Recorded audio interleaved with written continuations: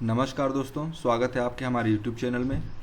तो कैसे हैं आप सब। आशा करता हूं लॉकडाउन में आप सभी स्वस्थ और सुरक्षित होंगे, साथ साथ ही अपने पीएससी की परीक्षा की तैयारी में भी पूर्ण रूप से लगे होंगे। तो पिछले वीडियो में आपने देखा था किस प्रकार हमने गुप्तवंश के इतिहास के बारे में पढ़ा था, गुप्तवंश के शुरुआत के बारे में पढ़ा था।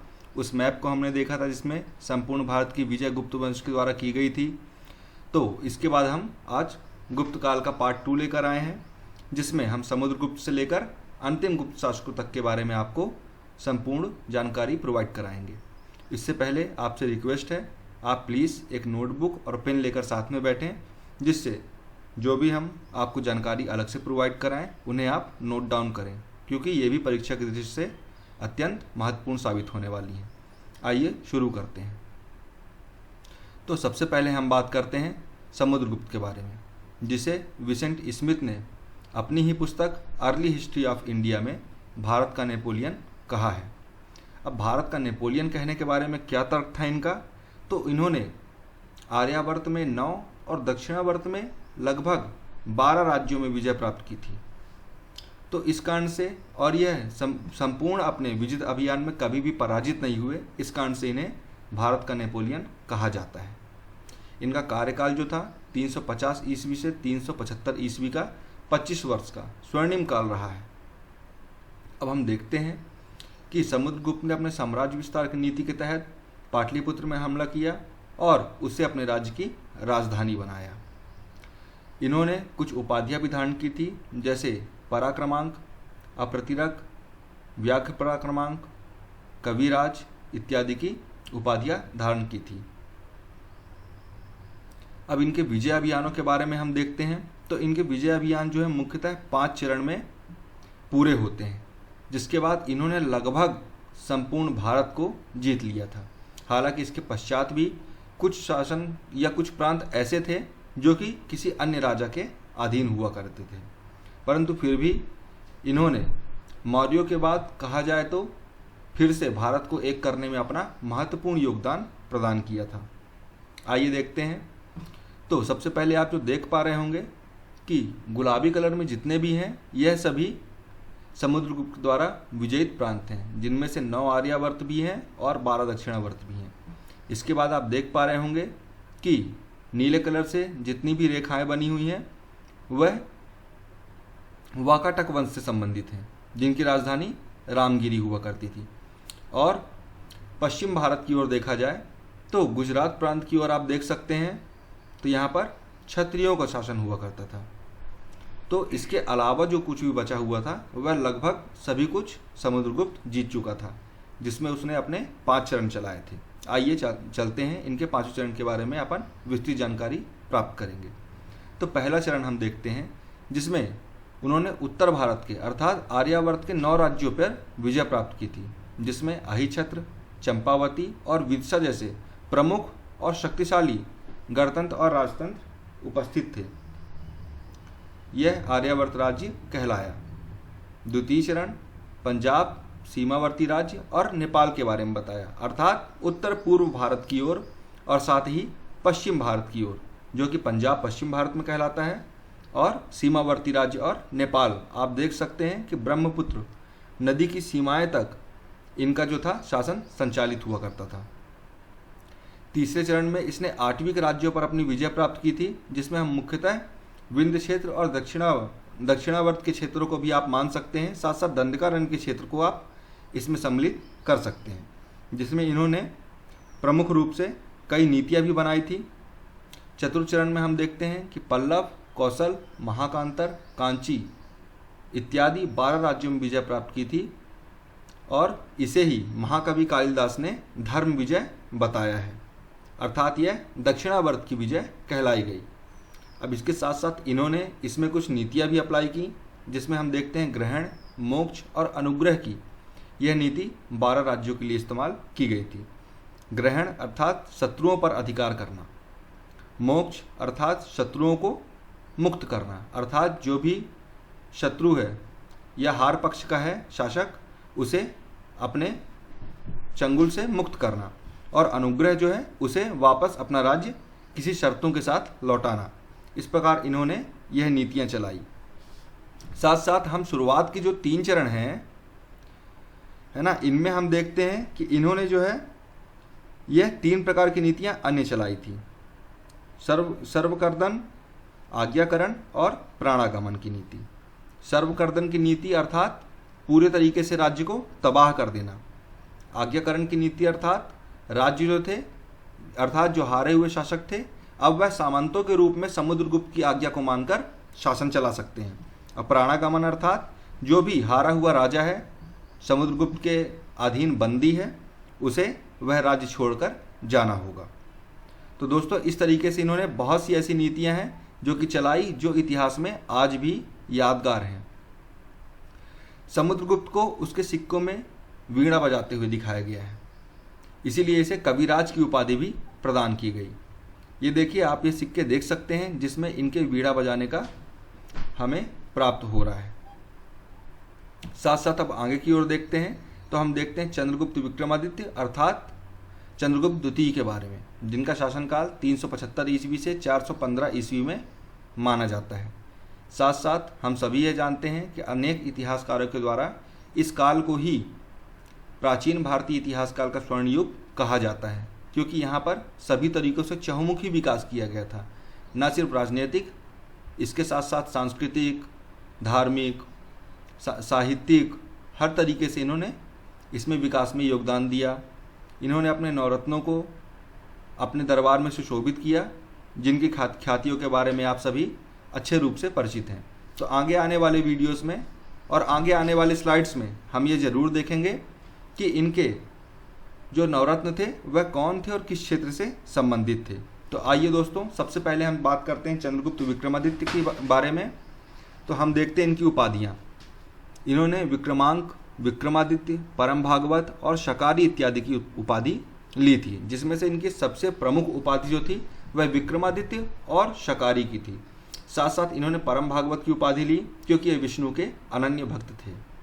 इससे पूर्व हम बात करते हैं रामगुप्त के बारे में। आप सभी जानते हैं कि कई इतिहासकारों में मतभेद है कि चंद्रगुप्त विक्रमादित्य से पूर्व और समुद्रगुप्त के बाद एक शासक थे रामगुप्त। तो रामगुप्त को मारकर ही चंद्रगुप्त द्वितीय ने अपने शासन को शुरुआत किया था। आगे की ओर बढ़ते हैं तो देखते हैं इनके अन्य नाम। इन्हें देवगुप्त, देवराज और देवश्री इत्यादि भी अनेक जगहों पर कहा गया है। चंद्रगुप्त द्वितीय के शासनकाल में ही गुप्त साम्राज्य अपने चरमोत्कर्ष में था। चंद्रगुप्त द्वितीय का साम्राज्य जो था, पश्चिम में गुजरात से लेकर पूर्व में बंगाल तक और उत्तर में हिमालय से लेकर दक्षिण में नर्मदा नदी तक फैला हुआ था। अर्थात हम कह सकते हैं कि इन्होंने भारत को एकीकृत करने में अपना महत्वपूर्ण योगदान दिया था। हालांकि इन्होंने दक्षिण भारत की विजयों पर, जैसा कि आप सभी जानते हैं, 3 नीतियों के अधीन एक नीति थी जिसमें उन्हें छोड़कर उन्हें सामंतों के रूप में शासन संचालित करने का मौका दिया जाता था। ठीक है, इसलिए इन्होंने दक्षिण के राज्यों पर अर्थात नर्मदा से दक्षिण की ओर अपनी शासन सत्ता स्थापित नहीं की थी। अब चंद्रगुप्त द्वितीय ने क्षत्रप रुद्रसेन तृतीय को पराजित किया था और इस विजय में ही इन्होंने व्याघ्र शैली के सिक्के चलवाए और शकारी की उपाधि धारण की थी। आप ये चित्र देख रहे हैं, इनमें से संबंधित चित्र जो हैं ये चंद्रगुप्त विक्रमादित्य अर्थात गुप्त काल से संबंधित हैं। साथ साथ इन्होंने गुप्त काल में ही चांदी के सिक्के चलवाए और ये प्रथम शासक हुए गुप्त काल में जिन्होंने चांदी के सिक्के चालू किए थे। आप यहाँ पर एक फ़ोटो में देख पा रहे होंगे, ये चांदी के सिक्के जो हैं ये गुप्त काल में चंद्रगुप्त विक्रमादित्य अर्थात चंद्रगुप्त द्वितीय से संबंधित माने जाते हैं। इन्हीं के शासनकाल में चीनी यात्री फाहयान जो था वह भारत आया था। वहाँ पर उसने विस्तृत तरीके से बौद्ध धर्म का अध्ययन किया। वहाँ की सांस्कृतिक, साहित्यिक और राजनीतिक जानकारियाँ सभी कुछ इकट्ठा करके इन्होंने अपनी पुस्तक की युग की में लिखा था, जिससे हमें पता चलता है कि चंद्रगुप्त द्वितीय का शासनकाल सच में भारतीय इतिहास का स्वर्णकाल कहा जाने के लायक है। साथ साथ हम देखते हैं कि इन्होंने अपने दरबार में नवरत्न स्थापित किए थे। आइए पहले इन नवरत्नों के बारे में पढ़ते हैं, फिर इनमें से कुछ इम्पॉर्टेंट के बारे में मैं आपको ज़रूर बताऊंगा, जो कि आपके एग्ज़ाम के पॉइंट ऑफ व्यू से महत्वपूर्ण है कि कौन से रत्न किस क्षेत्र से संबंधित माने जाते हैं। तो पहला हम देखते हैं धन्वंतरी के बारे में, जिन्हें चिकित्सा क्षेत्र से माना जाता है और यह चिकित्सा क्षेत्र के देवता भी माने जाते हैं। घटकर पर यह कवि थे। कालिदास महाकवि थे जो कि लेखक भी थे। इनकी सांस्कृतिक रचनाएं, आपने साहित्यिक रचनाएं तो जरूर ही पढ़ी होंगी। वराहमिहिर खगोल शास्त्री थे। अमर सिंह, फिर छपड़क जो कि ज्योतिष शास्त्री थे। वररुचि जिन्होंने संस्कृत व्याकरण के बारे में काफ़ी कुछ अध्ययन किया था। वेताल भट्ट जो कि मंत्र शास्त्र के एक जाने माने अध्यापक हुआ करते थे। और अंत में जो थे शंकु, जो शिल्प शास्त्र के काफ़ी अच्छे तरीके से विद्वान कहे जा सकते हैं।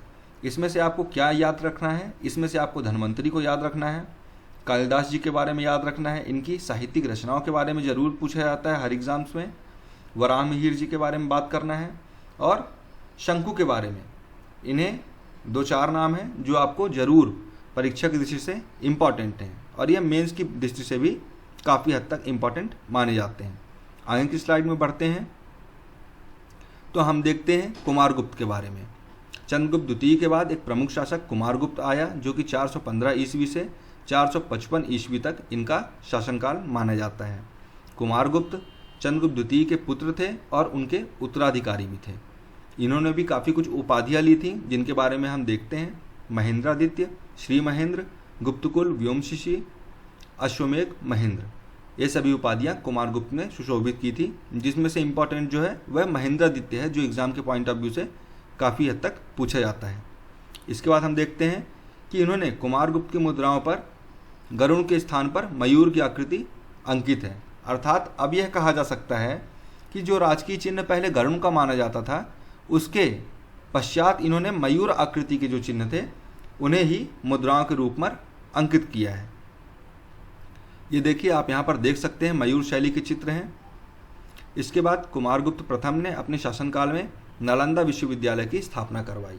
यह प्री के एग्ज़ाम से पॉइंट ऑफ व्यू से बहुत अधिक महत्वपूर्ण है, क्योंकि आप सभी जानते हैं, कई बार यह क्वेश्चन पूछा जा चुका है कि नालंदा विश्वविद्यालय की स्थापना किन के द्वारा की गई या किस शासनकाल में की गई।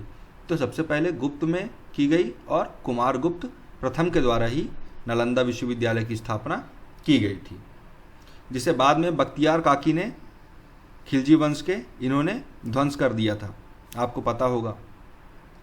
तो कुमारगुप्त के शासनकाल को अभिलेखों का काल भी कहा जाता है, क्योंकि उन्होंने काफ़ी कुछ अभिलेख जो थे इसके द्वारा अपने गुप्त वंश की जो भी जानकारियाँ थीं या जो भी अभिलेख थे इन्हें अंकित कराया और इसी कारण इतिहास में यह अमर हो गए।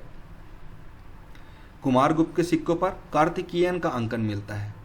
आपको पता होगा कि जो भी गुप्तवंशी शासक थे वह भागवत धर्म से काफ़ी हद तक रिलेटेड थे, इसीलिए भगवान विष्णु और उनके प्रिय गरुड़ के बारे में अंकित करते थे। परंतु कई इतिहासकारों में विभेद है कि कुमारगुप्त जो आ गए उन्होंने बाद में जो है शैव धर्म को अपना लिया था, इसी कारण इन्होंने मयूर शैली का चित्र जो है वह अपने सिक्कों पर अंकित करना चालू किया।